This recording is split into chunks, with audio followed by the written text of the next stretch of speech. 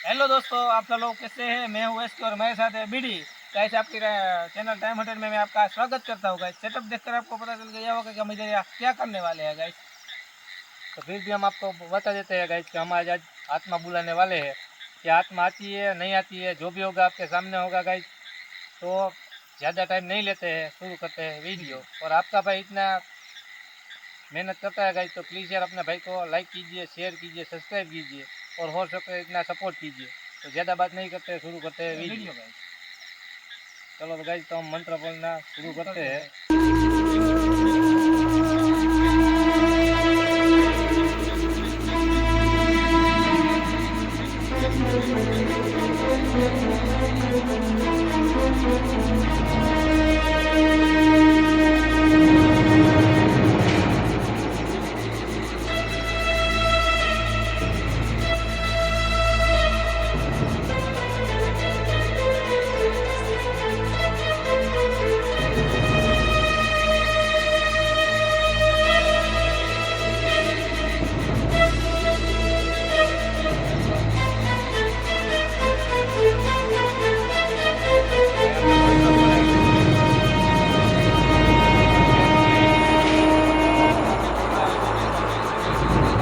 भाई हमने मंत्र बोला है।